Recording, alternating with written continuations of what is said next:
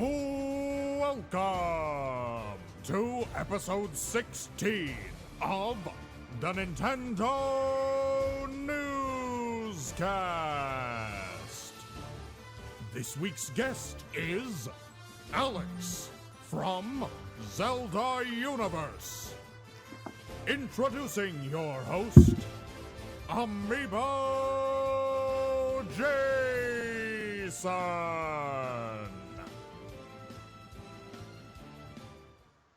Good evening, Nintendo fans. How's it going? It is Amiibo Jason here, once again with episode 16 of the Nintendo Newscast.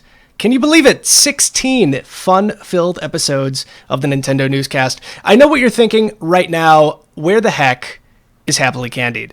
Happily Candied actually has the night off tonight, so it is just going to be me as your host and our very, very special guest. Honestly, we're going to have an absolute blast. We have so much stuff that we're going to talk about tonight. The big thing that's on everybody's mind, that is on everybody's mind who is at least picking up a Nintendo Switch or even has a Wii U, is The Legend of Zelda Breath of the Wild. I know I'm incredibly excited for it, and our special guest, I can absolutely promise you, is just as excited as I am. From the website Zelda Universe, we have Alex. How are you doing, Alex? Doing good. Thank you, Jason. It's really good to have you back. If you guys are long-time followers of the Nintendo Newscast or the Amiibo Newscast, you might recognize the face that you see right now all the way back from episode 3 of the Nintendo Newscast. I'm just going to give you guys a little bit of a flashback of what that was. The fun thing about this was we were talking about Zelda U, and this was almost 2 years ago. And I think it's incredibly, incredibly funny that we were speculating about what kind of amiibo were going to be coming up for Zelda U, if there was going to be anything, because we had really no idea what was coming from Zelda U. And here we are nearly 2 years later, and the game is nearly here. We're less than a month away. We actually know what the amiibo are, and we thought what better time to have you back than right now. So real quick, I'm just going to let you introduce yourself to our guests at home and kind of give them an idea of what you do. Great. Sounds good.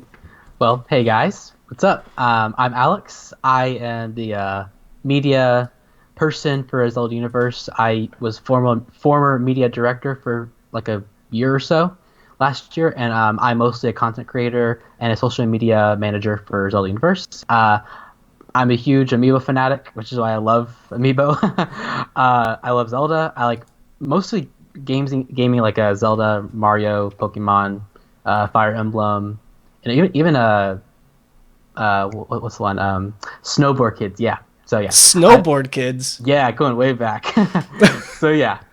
Basically, how I got started on ZU, I kind of got myself recruited to do video work for them on YouTube, and that's where where you'll mostly find me and my video stuff. I most notably have been doing Zelda voice acting videos of Hyrule Warriors, Skyward Sword, Wind Waker, and currently Twilight Princess. That's ongoing for the next few months. So I really, really enjoy doing stuff to help pay tribute to Zelda, and that's pretty much what Zelda Universe is the foundation for, to celebrate Zelda and just do things that we just enjoy about the franchise. And obviously, I love the characters and the story that we get in the Zelda games. That's kind of what my voice dubs have been doing for the past 2 years now, actually. Holy crap. So that time flies, doesn't it? I know. So yeah, that's kind of my small story. I'm freshly new to ZU, so hi.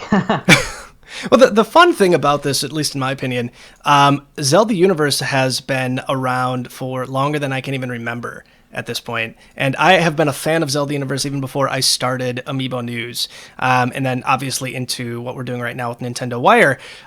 So it's exciting, as always, to have you on, especially right now. As we said before, there's so much Zelda stuff coming out. But before we get into the meat and potatoes of Breath of the Wild, I wanted to take just a few moments for you to kind of give us your experience, your history with the Legend of Zelda franchise. I think some people that are listening and watching right now kind of know some of my backstory with the Legend of Zelda, but I definitely want to give them an idea as well of what, pretty much how you got into the series. Great, sounds good. I'm probably like in the same boat as a lot of people. I got my start with Zelda, with Ocarina of Time, because that was a big game back in that time. Oh yeah. Yeah. I think definitely the same boat here. Yeah, because my first owned system was the 64, and I got that for Christmas the year it came out. So Ocarina of Time was a game I got in that time frame, like the first few years of that system coming out. I was probably like 6 or 7 at the time, so I didn't know how to play games a whole lot, but I still played it for fun. But it was a game me and my cousins played a whole lot, so Ocarina of Time was like the first game I like dove into like for the first time. But I was just really bad at the game. I was like, oh my god, like I can't even know how to get past like the first temple or the dungeon, whatever. So there you go. But I saw my cousins playing it, and they're really good at it. So I was like, yeah. So I was pretty much the watch person at the time, like just like watching them play and see how good they were. But honestly, they weren't that good either, because they're just not that good of a gamer than I am. Burn. Well, I think it was really similar for me too, because Ocarina of Time was one of these games, and for me, I was about 11 years old when the Nintendo 64 came out, and Ocarina of Time was one of those games that you saw advertised for the longest time. I mean, kids like me, we had Super Mario 64, and that was about it for the longest time, and then we see this glimmer of this fantastic game, The Legend of Zelda. I always knew Zelda was something big, but honestly, it was just something that skipped over a lot of my childhood before then. So I never played it on the NES. I never played it on the Super NES. So playing with the N64, playing on the N64 was really my first kind of glimpse into that world. And I remember almost like throwing a temper tantrum in a store, and I never did that. I was a good kid. At least when it came to that, I was a well-behaved kid in like stores. But I saw it, the game was out, it was in the store. I was like begging my family, like, please, I need this. I absolutely need this. It kind of fell on deaf ears, unfortunately. So, but it was my first experience with Zelda. I absolutely fell in love with it. Again, I think everybody on the playground was watching it and playing, or at least playing it. I really remember where. Do you remember all the rumors that came out? Like, this was like in the the infancy, like the absolute infancy of the internet. And people would like print off things online that said you can find the Triforce if you run around Hyrule Field like 15 times, talk to the owl, and do all these like absolutely extravagant things. It was like at the dawn of the internet, and that was like my first experience with being like trolled online, because I really believed it. I thought all of these things could happen. And the funny thing about that is like, people thought that you were able to find the Triforce, but when people were telling you that Sheik was Zelda, sorry, spoiler. Oh my god, they wouldn't believe you, and they're like, oh my god, what the frick? Does spoiler alerts really matter after almost 20 years at this point? It's mostly a joke at this point. I'm just having fun with this. But so yeah. So now here we have a brand new game coming out. This game's been in development for, oh my god, I can't even tell you how long. We saw our first glance at Breath of the Wild all the way back at E3 2014. Oddly enough, the same time that they showed Amiibo off for the very first time. I remember we had a new Zelda announced, and they showed off what Amiibo were going to be for the very first time. And that was pretty much a turning point in my life, as it were, because I fell in love with Amiibo, and I always loved Zelda, and that was kind of my inspiration to start Amiibo News, obviously. But yeah, it's been in development forever. We are less than a month away. I'm really curious, especially from like a Zelda universe standpoint, when they first announced Breath of the Wild. From a Zelda universe standpoint, from a reporting standpoint, what did you guys do? Because I mean, up to at least at that point, you guys have had kind of a drought of like A+ title Zelda stuff. So I'm curious, like, how you guys personally responded to Breath of the Wild being announced, even though we didn't know what the name of it back then. I think we just called it Zelda U, and pretty much how you guys have been handling all of the delays since. Well, honestly, for a fair idea of the whole thing, I think we were pretty patient with it, because we had a lot to worry about to get ready for the big announcement and reveal. Yeah. We just want to make sure we had everything set, like news-wise and information-wise, so people who are visiting our website can have the information like right off the bat. But for like most of us, it was like pretty like tiring to like wait for so long to know anything about it. But Yeah. for the most part, we've just knew it was there, and we're just waiting for Nintendo to like give us the goods, because obviously we're just sitting here waiting for stuff. but upon learning of the name and like just seeing it like in full blossom, like holy crap, this thing just blew like our minds pretty much. Like back at E3, like everyone in the team was in the same room, like watching the first like unveiling of it at E3 last year. Yeah. And we were like just like, holy crap, this is beautiful. It looks gorgeous. The music is off the charts. And then the name comes up, and we're just booming with chants and cheering and oh, yeah, all that kind of stuff. And then, sorry, go ahead. No, I was just going to say that I remember when we had our very first glance at the game. Again, this was all the way back at E3 2014. It was one of those things that it was super mixed reception. I know people when Skyward Sword got announced, and that was way back. And people saw it was like this hybrid between like adult Link and cell shading, like in the Wind Waker. And, people just kind of, at least at first, they were overwhelmingly negative about the art style. And they wanted this grandiose looking Wii U title, especially when they first announced the Wii U. We had that tech demo. We had that tech demo of Link fighting Goma, and it was absolutely amazing. It was like one of the coolest looking, adult looking Zelda games that you would imagine. And that's what people expected. They thought, this is a real game. This is something that we are going to see one day. And then we see the first footage, and yet again, we see this cartoony, cel-shaded look to it. And even myself, I thought, what is this? Is this really the new Zelda? I thought we were going to get what they showed us like 2 years ago. But it was something that obviously grew on me beyond like any words. I'm one of the very few people out there that's obsessed with Skyward Sword. Like, I think Skyward Sword could be the best Zelda game in the series. And that, in many people's eyes, is very controversial. But I like the art style, for sure. And I like the art style that we're seeing in Breath of the Wild. Yes, and honestly, dating back to that tech demo-y video thing, it's been done before. Like, same with back at the Space World unveiling. Yeah, it's the whole thing. Like they show something off, showing, oh, Zelda's coming to this system, but obviously that's not gonna like what we see is not the final version of what's coming to the official release. Yeah. Honestly, the first time it happened, like it kind of bummed me out, but as soon as you start playing the actual game, that's like you see it for itself, and you grow appreciation for what you actually get to play and get to experience.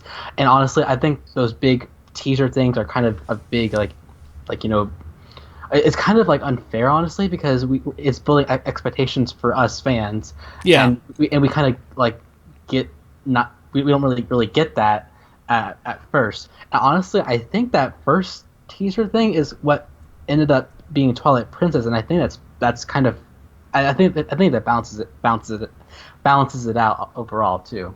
Yeah, so it's like the Twilight Princess HD remake, right? Because I mean, here's the thing with it. I mean, if you look back at the Wii U's launch, the Wii U's launch was something to be desired as far as first-party content. We had Nintendo Land, which I think was great. We had New Super Mario Bros. U, which was, in my opinion, not so great. It wasn't a bad game, but there was really no killer app first-party titles. So when they're showing this thing off for the first time, they're like, okay, what are we going to show? We're going to show New Super Mario Brothers that everybody's seen a million times, or are we going to show something that's going to blow people's socks off?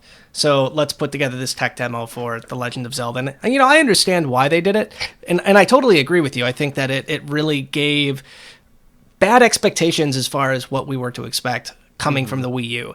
And Twilight Princess HD was nice. It was definitely nice to have that game in the library, but again, it wasn't this gigantic first-party, brand-new Zelda adventure that I think a lot of people were looking for. But we are, at least, like we said several times already, less than a month away from that AAA open-world Zelda that I think everybody's been clamoring on to for some time. So now that I think we have our intros and our kind of appreciation for the Zelda series out of the way, I think it's time that we're going to go into some of the more story-driven aspects of Breath of the Wild. And I just want to give everybody fair warning at home. At this point forward, there may be potential spoilers for the Breath of the Wild coming out soon. Granted, everything that we're going to be talking about is speculation. Some of you may not like talking about speculation and what could potentially happen. So again, we just want to give you fair warning now that we are going to be talking about things regarding like art that was on like the box art. We're going to be talking about things that were sort of leaked from the poster that comes with the Master Edition of the game. So again, fair warning. If you don't want to hear any of that, we'd recommend muting this right now. For at least 10 minutes. For at least 10 minutes.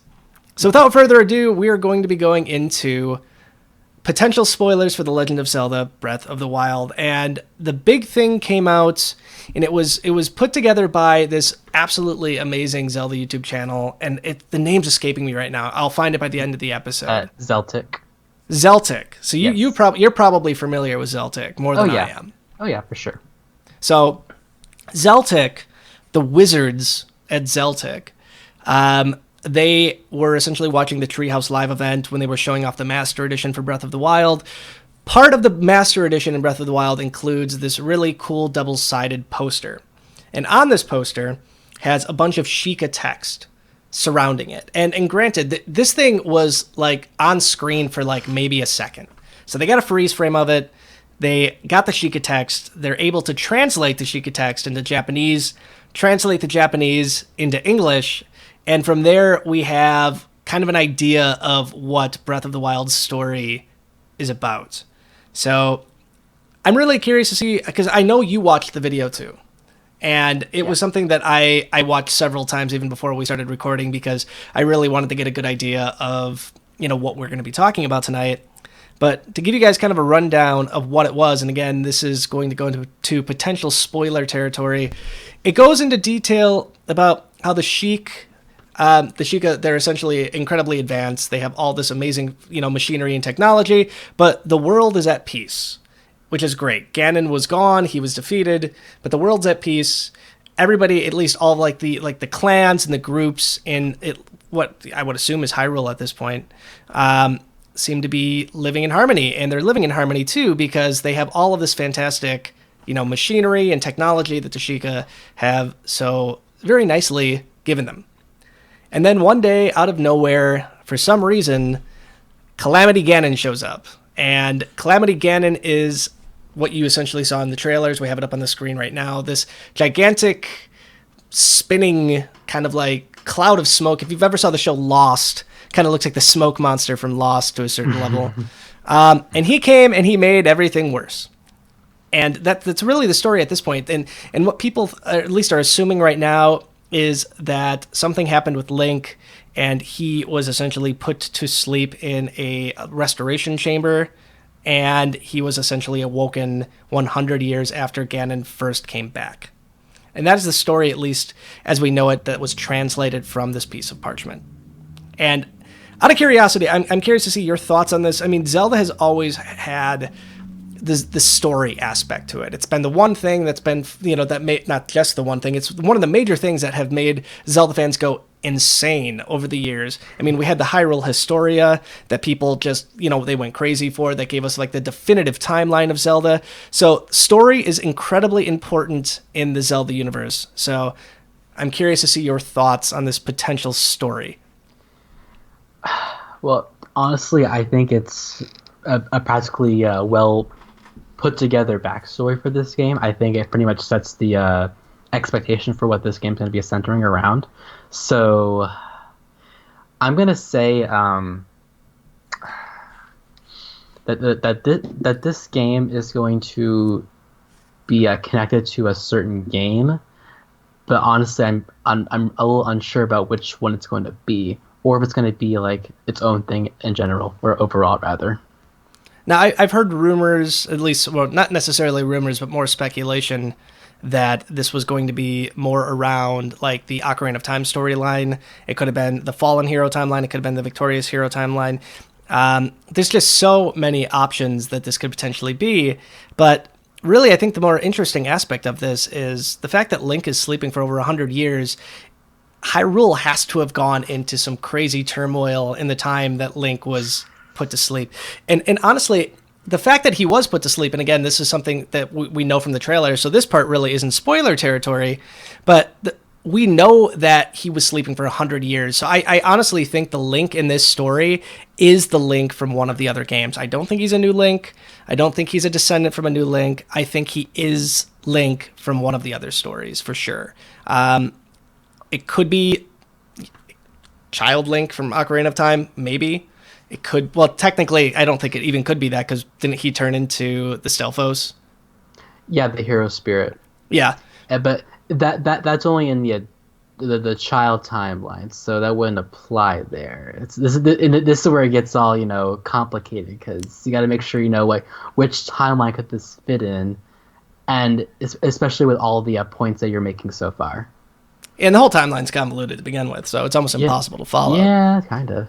But I think a lot of people have been saying that this could be the timeline. It could be two things. It could be three actually. It could be a game in the adult timeline. It could be a game in the Fallen timeline, like either before Link to the Past or after, or after Zelda 2, Zelda 1 and 2. Yeah. Or it could be. Yeah. So either of those two possibilities, or a game set later, far away from the timeline, of the timelines, and it merges them and makes a whole new timeline and go onward with new games after that. Yeah. I would like that, honestly, personally, because I think we have enough screwy stuff between all the current games in those three timelines. So if we get a new timeline, that could be a lot more simpler, but then again, that could be impossible, because I think they want to make it all vague, so people still talk about the possibilities of the timelines. So it's all what ifs right now. I think fans want it to be connected to something. I know I sort of want it to be connected to something. I mean, that's not a bad thing. We all like to have our Zelda kind of put neatly into a timeline, and there's nothing wrong with that. But honestly, I think it's going to be one of these things that we're not going to know all of it until it comes out. I'm excited that we're kind of left in the dark with most of this. I haven't been surprised by a video game in a long time. So much stuff gets leaked. So much stuff gets leaked. I'm surprised more stuff hasn't been leaked for this game to begin with. So I'm excited to kind of go into this with a fresh pair of eyes. I'm excited to play it on the Nintendo Switch. I think more than playing it on the Wii U too, because I like the idea of the portable adventure too. But at least that's what we think that we know, at least right now, from a story standpoint. I do want to move on to the amiibo aspect of this game, because there's so many cool things that you can do with amiibo. One of the amiibo, I know you have it with you right now too, is Wolf Link. And Wolf Link has been around forever. Not necessarily forever. It's been around for over a year now, which is exciting. Came out with Twilight Princess HD. And this amiibo, in my opinion, is going to do one of the coolest things that any amiibo has done in history. And it's going to allow you to summon Wolf Link into Breath of the Wild. It's going to be essentially your dog companion. One of the really, really cool things about this amiibo, too, is that depending on how much you've trained this amiibo in Twilight Princess HD, that's going to determine pretty much how strong it's going to be in Breath of the Wild. So there's something called the Cave of Shadows. In the Cave of Shadows, you can essentially train your wolf. Not train, you have to go through this gauntlet of 40 floors with your Wolf Link. And if you make it to the end with as many hearts as possible and you save it, that many hearts will essentially show up in Breath of the Wild on your companion Wolf Link. So there's kind of a little graphic on the screen right now that you can see. So there's so many really cool, exciting things that Wolf Link is going to be able to do in this game. We've never had a sidekick like this, like a full-fledged sidekick in The Legend of Zelda before. It's really cool to see something like this. Like, I know we've had Midna rides on you, but it's really cool that we have like a companion that can, like, on his own go and attack enemies and bring you back food and just do so much for you. And I think that's going to really change what we expect from a Zelda game. Yeah, I agree. And plus, it's just fun seeing Wolf Link just interact with you a whole lot. It's like your own little pet. It's kind of great. So Wolf Link at this point is, I think, one of my favorite aspects of this game, but there are lots of other amiibo that are coming out too. Obviously, we have Rider Link, we have Archer Link, we have Zelda, we have the Bokoblin, and Bokoblin, and then we have the Guardian. The Guardian's one of the cooler amiibos. It's the very first posable amiibo that we've ever seen. Again, we really don't know everything that these amiibo are going to do right off the bat either. I have a couple ideas. I wouldn't be surprised if the Archer Link amiibo gives you like a refill on arrows. I wouldn't be surprised if the Rider amiibo brings your horse to you. We do know from an interview that Epona's in the game. Mm-hmm. So maybe this will be a way that you tap it on there and it's like playing Epona's song, Epona runs over to you. I have no idea what the Guardian's going to do. I have no clue. I have no clue for that, Zelda or the Bokoblin. Maybe like spawn enemies for you or something. I don't know. But Zelda is a huge mystery, though. Yeah. We do know that we have, obviously, Wolf Link acting as a companion. Mm-hmm. I'm really curious to see if maybe the Guardian and the Bokoblin would somehow act as like monsters that you could have work for you. Yeah, that sounds pretty cool, actually. Now, could you imagine having like a Guardian on your side at some point in the game? Like, I can only imagine like just how overpowered that thing would be, and it would be just absolutely amazing if you could have that happen. I'm pretty sure that'd be possible. Too OP. So again, we have all 5 of those amiibo. You have the Wolf Link amiibo that are going to be available to be usable in this game. And then we also know that all of the amiibo that came out just recently, so you have Ocarina of Time Link, 8-Bit Link, all of the other Zelda amiibo do things for this game too. I know you have a few, at least not ideas, you know what these do in the game too. So if you could let our audience know what the older amiibo will do. Yeah, I think from memory crap. I think the 8-bit Link gives you a weapon, like an 8-bit weapon or something. Is that true? I haven't seen that. I'm not sure. It's been a long time. I haven't been fresh on this, but I do know that there are certain amiibo that give you like food to give you health. I think one of them gives you like an arrow, or help add more arrows to your inventory. But oh my god, I just want to like go back and look check. I know some of it does something as far as like helps you cook. So, and then some of it, like one of them summons like a treasure chest, and you get like all these items in the treasure chest. Yeah. But I'm fairly certain that one of the older Zelda amiibo does something with like your inventory for cooking. So there are really cool little side things that you can do with these amiibo too. I know a lot of people always complain like amiibo don't do anything, or it's super minuscule what they do. But I think if you own any of the Legend of Zelda amiibo at this point, there's just so much that you can do with it. Mm-hmm. Okay, so I looked like really quickly. So apparently the 8-bit Link gives you like a selection of barrels. Like it'll give you like goodies like rupees. So like fun stuff to like help help you. Ocarina of Time gives you meat, which is pretty funny. And Toon Link gives you fish, and Toon Zelda gives you like random plants like to cook stuff with. So yeah. I'm still not used to this idea of cooking in The Legend of Zelda. I've never played like Skyrim. I've never played like Fallout, these open world games. So it's going to be a new thing for me. Like this whole survival aspect of The Legend of Zelda. It's going to be one of these things that I don't know if I'm necessarily 100% ready for. I think it'll be a fun experience, honestly. Just try different things out, make some stuff. Because honestly, cooking is a lot of fun. So I think it'll be like really fun. Just fun in general. It's pretty it's fun to experiment with different kinds of foods and make stuff. As this game has like shown off that you're able to like make a mixture of different foods, and it gives you extra like different unique effects. So it's fun. It just adds more ways to play the game.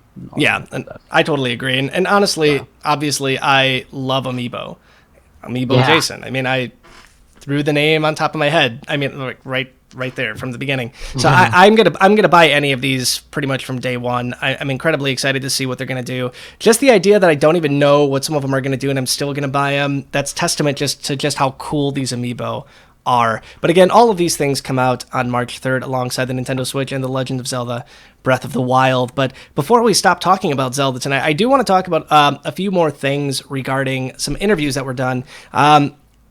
The Completionist, if you guys know The Completionist, he has an absolutely fantastic channel on YouTube. He just recently had an interview with Miyamoto. One of the things that they discussed in this interview was the potential of speedrunning the game. And they were able to get the information out that the game is technically beatable within 15 minutes if you decide you want to run straight to the boss. And I would imagine you would either have to be incredibly skilled or incredibly lucky. Now, you being with Zelda Universe, I'm sure you are incredibly familiar with the Ocarina of Time speedruns, the Legend of Zelda speedruns. They have been some of the most popular speedruns online pretty much since the inception of Ocarina of Time. People have been trying to beat it as fast as possible. You have the 100% runs, you have the any percent runs. Where do you see this game fitting into that?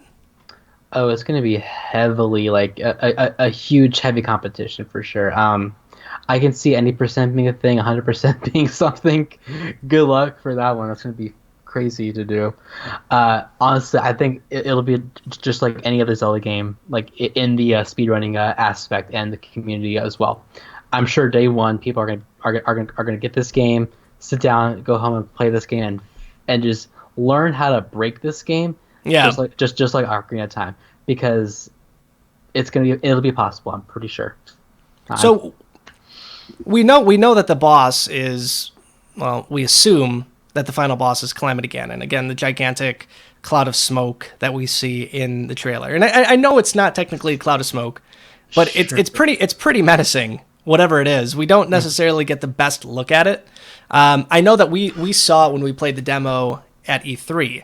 So it was something that was just right there. I tried running towards it, but we had nowhere near enough time to get to it. No. But I'm really curious to see your thought on Calamity Ganon. We have seen so many different iterations of Ganon since The Legend of Zelda first launched. We have seen so many different styles for Ganon and for Ganondorf. So I'm really curious to see your thoughts on what Calamity Ganon is going to bring to the Zelda series. I really hope it is a Ganondorf incarnation, because we have not seen Ganondorf in a long time, like in a main new game for Zelda. So I think that's a safe bet. But part of me wants to believe that we don't know everything about the final boss. Like, maybe there's more to it, but it's still Ganondorf though. Yeah. And I'm expecting like a new but yet cel shaded cartoony kind of style Ganondorf. But he looks like super menacing, just as fierce as Ganondorf in the Wind Waker. So, but I think this is even bigger. Like it's honestly, like, I'm gonna assume it's a gigantic beast form of Ganon, and that would be all that we get. But I'm really hoping for like a characterized, humanized Ganondorf first, or it's at some point in this adventure. But I'm just gonna like place my bets that it's a beast like Ganon that we get to encounter at the last part of the game. But it's so weird to think that you're able to like go to the final boss like at the first part of the game. I feel like there's more to that we don't know about, any explanation that why we're able to do that, and if we're even able to do that. So we'll see about that. It's one of those weird things. It really is. It's you don't expect that from pretty much any mainline Legend of Zelda game. Do know. I mean, there are games that allow you to do things that are similar, and again, in more open world games, they just say go and do whatever the heck you want. I cannot imagine any scenario where the very first time we see Link, our shirtless hero, with little to no weapons, I don't see any easy way that this is going to be something that's going to be beatable. I think it's going to take months before somebody figures out how they're going to take this guy down in 15 minutes. I have absolutely no idea pretty much the strategy of it. My biggest concern with it is, though, I'm going to be so tempted to just run straight to it just to see. And I feel like I'm going to spoil the game if I do that. Like if I run straight to Ganon, essentially assuming that it's Calamity Ganon, if I run straight to him and I get to go into this epic fight right off the bat, you know, I feel like that's the thing that I want to like work to. I want to get to that point through just almost 100 hours of playing this game. So I'm really tempted both ways. Like I want to do it, but at the same time too, I really don't want to spoil it for myself. I think in that sense, they kind of want you to make the choice yourself, and they don't want to be your hand holding guide for the entire game. So I think honestly, it may come down to your choice, like the actual like meat of it, like of the idea. Like if you want to play the whole game, do it. If you want to go to the end, do it. I think that's kind of like making some hard choices for you. Yeah. Yeah.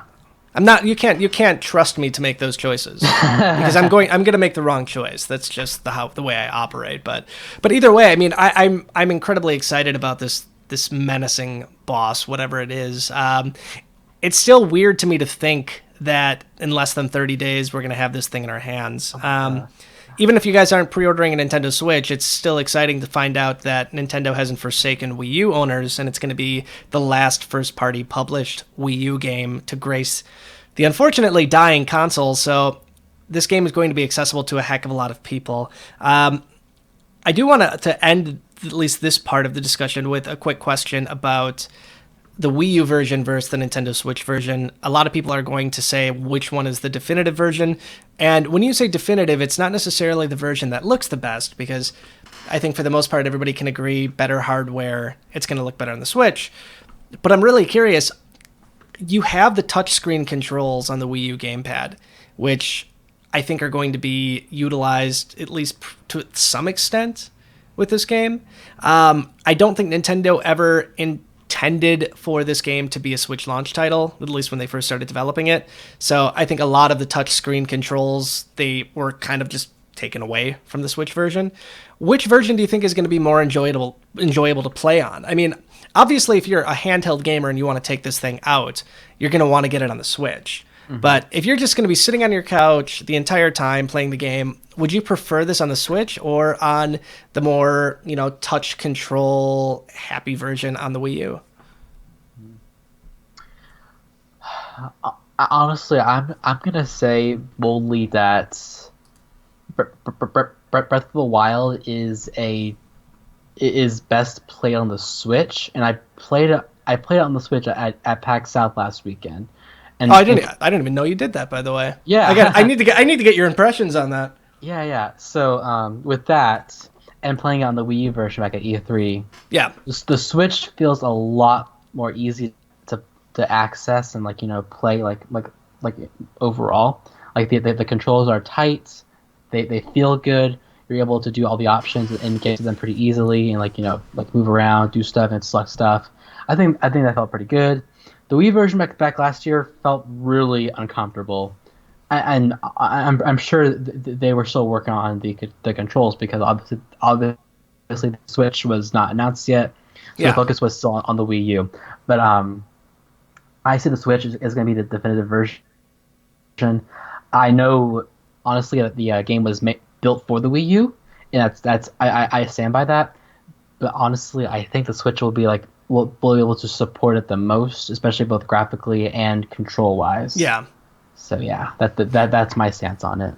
Now, when you played this on the Switch, were you playing it on a TV? Did they allow you to undock it and play it with the Joy-Cons in tablet mode, or was it locked to a TV? Yeah, they were showing the game off in both TV mode and handheld mode. So for the first 10 minutes, I played the game on the TV. Felt great. I was able to holy crap, the game looks so pretty. But then in handheld mode, yeah, I got to play it on the small screen. It looked clear and crisp and sharp, nice, no frame drops. I will say the TV on the TV version, the frames did drop a tiny bit, but that may not be really. But it may not be the game's fault. I think that's the TV resolution's fault. But I'm not sorry about that. But I did see some frames dropping, but I can't say for sure what the cause was. Yeah. But yeah, and this is the Switch version I'm talking about. So okay. Yeah. Now I'm a handheld gamer. I mean, I found my love of video games with the original Game Boy. The Game Boy Color. Pokemon was like my biggest love, and it got me into gaming, like I think more than like Super Mario Brothers did. It was the thing that really got me to like get out of my shell. And I know that's kind of odd when you think of like playing a handheld video game, but it was the thing that like allowed me to like go on the playground and talk to other kids, have something in common with Pokemon. So I love the idea that the Switch is this portable console that I can take anywhere I want. I can undock it anytime I want and play a breathtaking game like Breath of the Wild. So it's good to hear you say that the game looked just as good in handheld mode. Oh yeah. You didn't notice like any frame drops, at least on handheld mode, or was there any like noticeable difference as far as like textures or resolution? Because I know we are taking the resolution hit when you're undocking it. Mm-hmm. Well, for sure in handheld mode, like in the small screen, it looked really sharp and clean. Like no frame drops. Honestly, I honestly don't see much of a big difference aside from the resolution, because obviously it's just a smaller screen, but yeah. I could still play the game fine. It was really nice, actually. Like the experience doesn't get minimalized in handheld mode. It actually just it's the same. It feels the same while playing on team mode. It's just obviously the major physical difference is the big screen.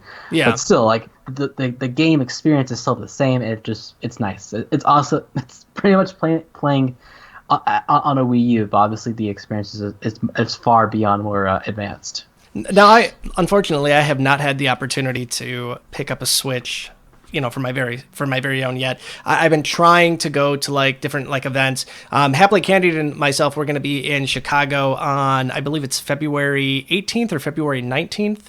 And they're going to be doing a Switch event there. So that's going to be my very first time picking up a Nintendo Switch and seeing what it feels like.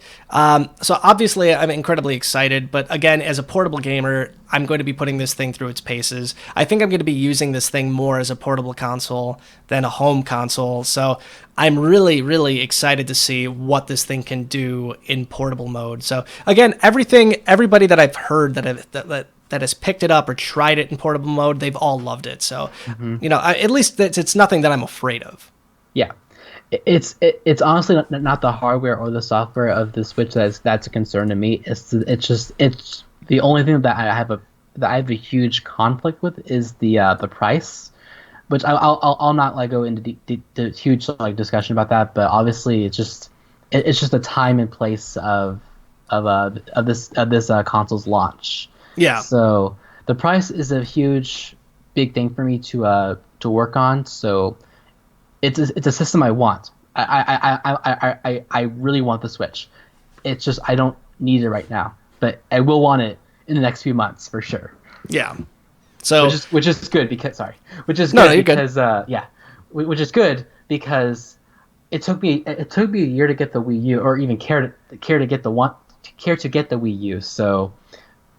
To want the Switch the first year is a good sign, I think. I think so too. And honestly, I can't believe how fast pre-orders sold out for this thing. I've said it on the last two newscasts. We didn't see this kind of like rush to get like a pre-order like with the Wii U. So I'm definitely excited to see what we're going to like have in store for us when this thing launches. So, but again, The Legend of Zelda: Breath of the Wild launches in pretty much 28 days.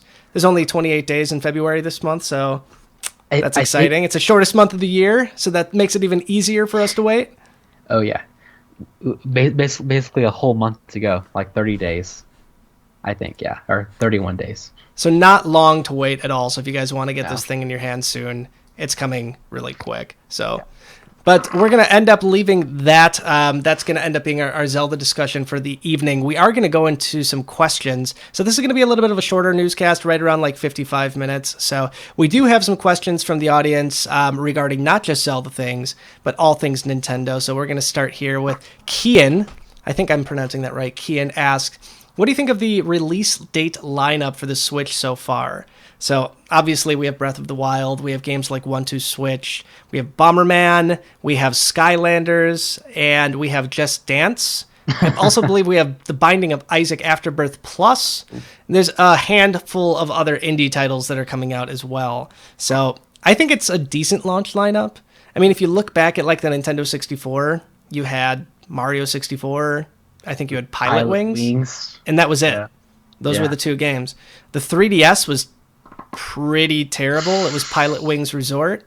I think that was the only first-party title. You had games like Street Fighter. And Nintendogs. Was Nintendo's a launch title? It was the same month, I believe. Okay. Yeah.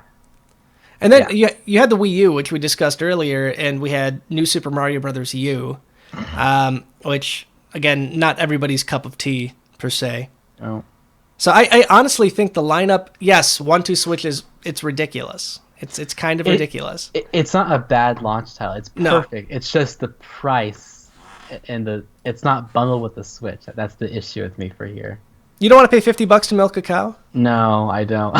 If you have Amazon Prime, you can pay $42.99 to milk a cow. Oh, okay, that's even better. That does make it a lot better. But I played 1-2 Switch at the at PAX as well. It's fun. It's great. It shows off the HD Rumble really well. It's perfect. It's just I'm not in a rush to get the game, especially for $50. I mean, I'm gonna pick it up because, again, there's not a lot of launch titles coming out to begin with. I think it's funny.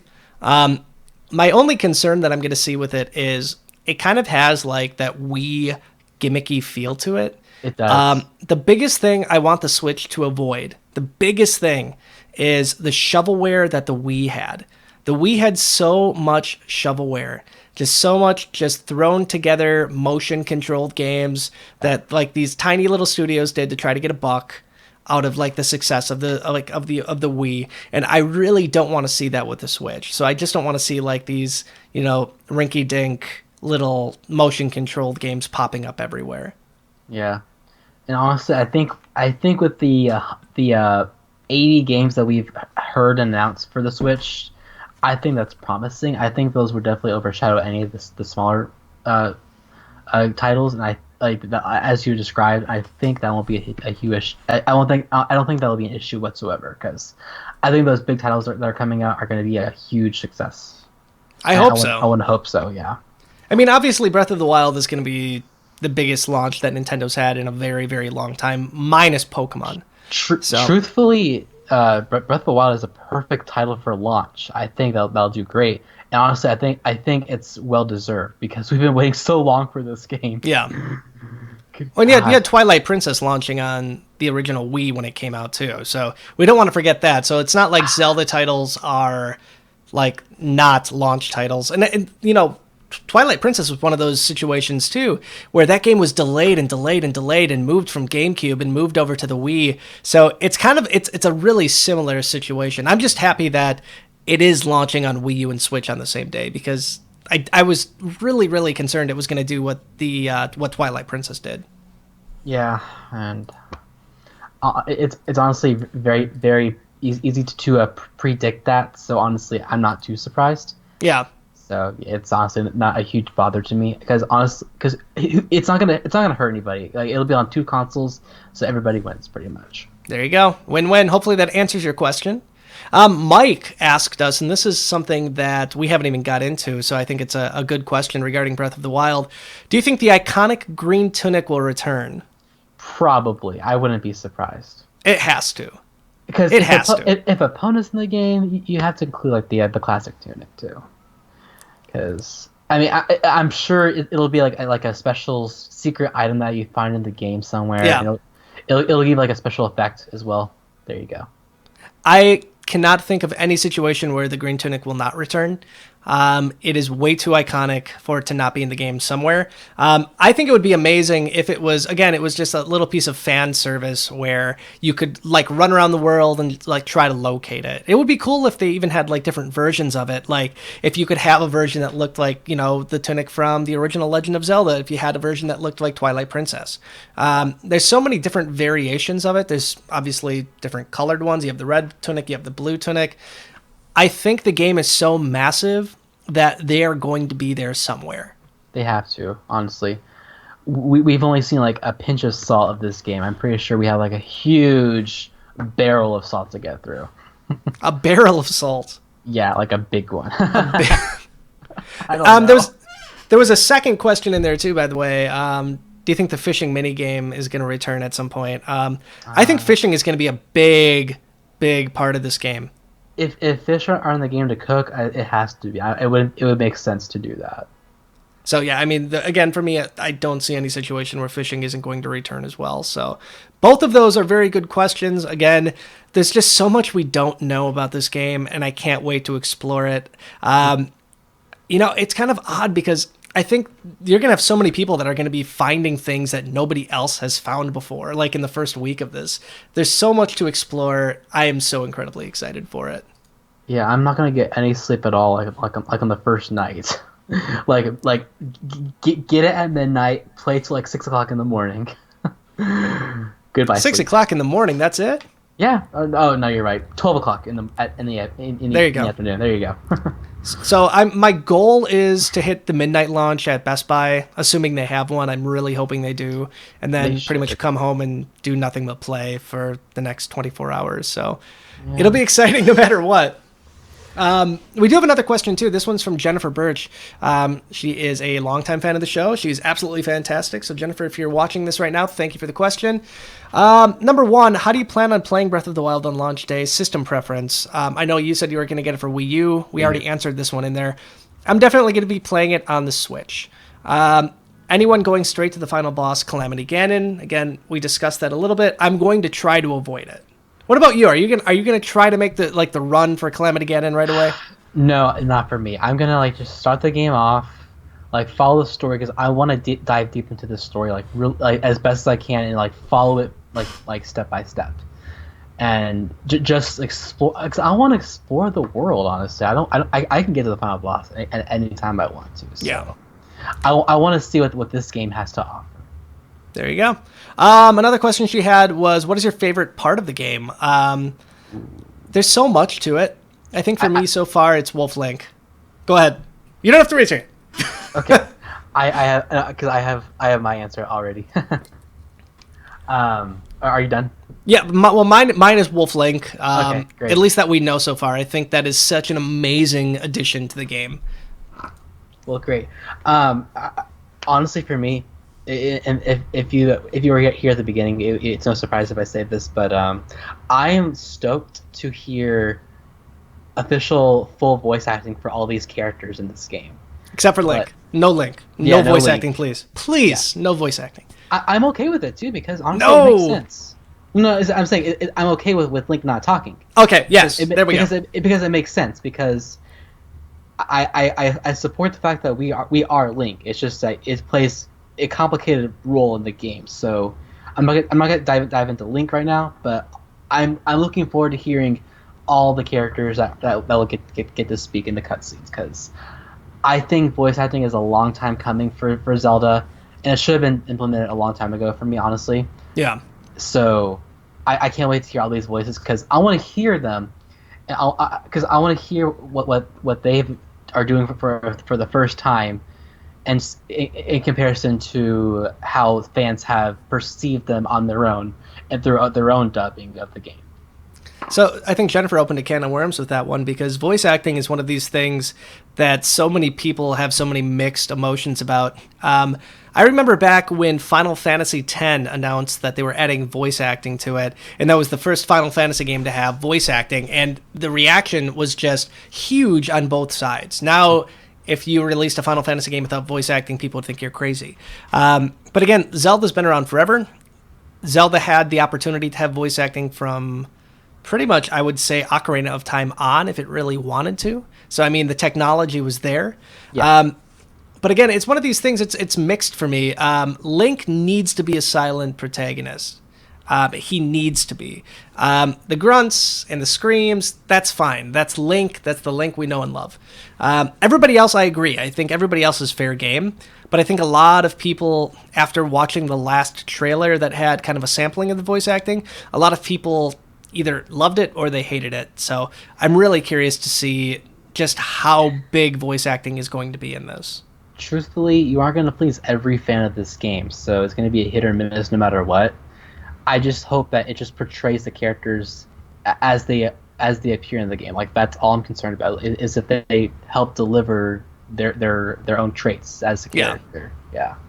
Yeah, I mean, I was at E3, and we were in like this one little bullpen room that they had the media in during the Nintendo press event, and I still remember when we heard "Open Your Eyes," and that was the first piece of voice acting we've ever heard from a non-CDI version of The Legend of Zelda. Well, technically, some character said like "hello" and "welcome" before, but this was like the first real piece of voice acting that we've seen in Zelda, and it was definitely one of those experiences I think I'm going to remember for a long time. So I'm excited to see where they're going to go with it for sure. Me too. Jennifer, I think, had one more question. Actually, she had one more question that I think we're going to answer, and she wanted to talk about the Super Bowl commercial. So the Super Bowl commercial came out yesterday. If you guys are familiar, there was two versions. Was the 30-second spot that's actually going to be during the Super Bowl, and one was like an extended minute-long advertisement. She wants to talk about the second cut. That's the one that's going to be in the Super Bowl. That's pretty much a big commercial for Breath of the Wild. How excited are you for seeing Nintendo's very first Super Bowl commercial and the idea that it's not just about the Switch, but it's pretty much about Zelda? Well, honestly, I think they like just nailed it out of the park. Like I think this commercial is gonna do really well because holy crap, that's Super Bowl commercials are super expensive. Like, it's expensive, but that's a huge understatement. But Yeah. but for the company to do this, they have huge hopes for the Switch, and I think it's gonna do really well for the commercial like response because a lot of people who are watching who will watch the Super Bowl, they'll see Nintendo like, oh, I remember that. Ooh, new system. I want to get that. That looks really cool. And then it's and like sales are gonna like skyrocket. Like holy crap, because that commercial personifies exactly what the Switch does and does it perfectly. And I think it's gonna like it's gonna like drive a lot of like discussion and like buzz for that Switch. Yeah. Like, geez, it did a really good job. Like I was amazed. No, I think it's going to do really well too. There's so many people in my family, and I do Nintendo full time. I mean, we report on Nintendo constantly at Nintendo Wire, and there are still members of my family that have no idea what the Switch is. They have no clue, and I try to explain it. And I've showed them videos in the past, and then they sort of start to get an idea of what this thing is. They're like, "Oh, it's a new Game Boy."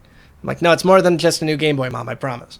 But I think this is going to be a lot of America's very first like look at what this thing is. And the commercial does such a good job of showing it going between handheld mode and docked mode. I think it's going to do really, really well for Nintendo. Yeah. So we do have time for just one more question this evening. This one comes from, I want to make sure I'm saying this right. I think it's Clark.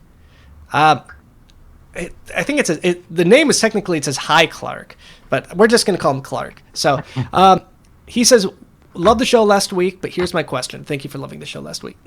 What are the rumors for virtual console games for the Switch? I'm anxious to buy N64 games like Star Fox 64 or Mario 64 to play in between the long Zelda Breath of the Wild sessions I've got planned. Any GameCube games really going to make it over to the Switch as well? So regarding that, we have no idea. The only real talk of virtual console that we've heard so far is that if you buy Nintendo subscription service, which is rumored right now to be right around $20 a month, $20 a year, excuse me, which is super fair, you'll get access to like an NES or a Super NES game for that month. So that's like the only piece of virtual console information we have. The rumors were saying that GameCube virtual console was going to be making its way over. I think that's still a fair assessment. I don't know when Nintendo plans on announcing it. I feel like there's still so much about the Switch that we don't know yet that Nintendo needs to have another Direct before this thing comes out so they can kind of clear the air on a lot of these things. Because having a strong day one virtual console presence, I think, is going to be important for Nintendo to show off its new amazing online service. And I think Nintendo wants to show that off. Mm-hmm. Yeah, the virtual console is definitely there. I really hope the library is huge at launch, because if you're just buying a Switch by itself, it doesn't come with a game bundle or anything. So Yeah. hopefully there is a virtual console to come with that. Um, I do, I know a lot of people, especially me, are hoping for a GameCube library, and I think it's so appropriate to do that. To do that. And holy crap, like there's a lot of games on the GameCube that are so good. So I think it's a fair assumption to say GameCube will be on there. I just don't know when. No, I totally agree. Yeah. It's going to happen at some point. It was something that a lot of people wanted to see over on the Wii U, and it just never made it. So I think good things come to those who wait. Nintendo is going to be dropping more bombs on us, I think, sooner rather than later. So, but thank you very much for the question. But before we sign off for the evening, I do want to just have a little bit of house cleaning and let people know the voice you heard at the very beginning of this show is our friend Jared Rutledge. He is an absolute saint.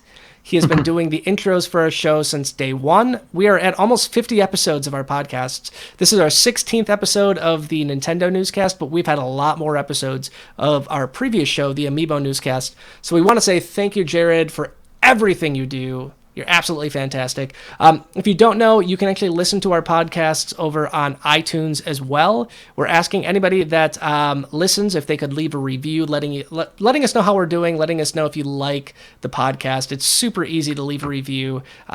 Just consider doing that if you don't mind. And I also wanted to give Alex a moment to plug anything he wants to plug before we end this episode. Well, first off, thank you so much for inviting me tonight. I had a fun time talking about Zelda as usual. I mean, I love Zelda.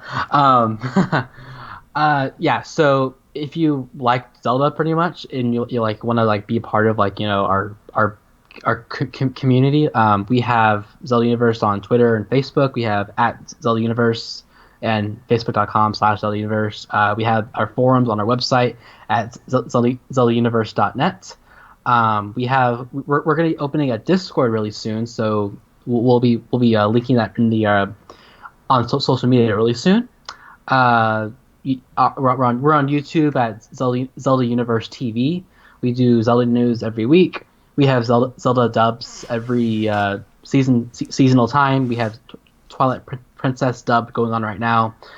We have a new chapter. We have a new chapter coming out this Saturday, which is really cool. I'm looking forward to that one.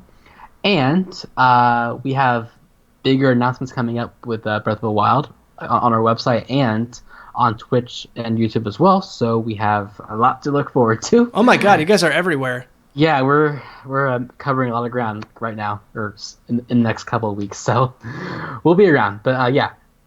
So if you want to talk with us and just like ask us or whatever, just we're on Twitter a whole lot. I'm on Twitter a whole lot. So if you have a question for me, like ask me there. I'll be sure to reach out to you. There you go. Yeah. Well, again, Cool. thank you for coming on. This was an absolute blast. If you guys are looking for any additional information on me, you can find me at my personal Twitter account at AmiiboJason. You can find me over at Amiibo News on Twitter. Again, that's at Amiibo News. And our website, NintendoWire.com. If you guys are into watching us play video games, tomorrow we are bringing back our weekly live stream for video games, and we're going to be playing Poochie and Yoshi's Woolly World. So if you want to see that, hit the subscribe button, and you can watch us play tomorrow night. It's going to be an absolute blast. We have the Poochie Amiibo ready to go already, too. So excited to get that one going. But again, thank you for watching. Have a good morning or good evening, depending on when you're watching this, and we'll see you real soon. Bye, guys. Bye.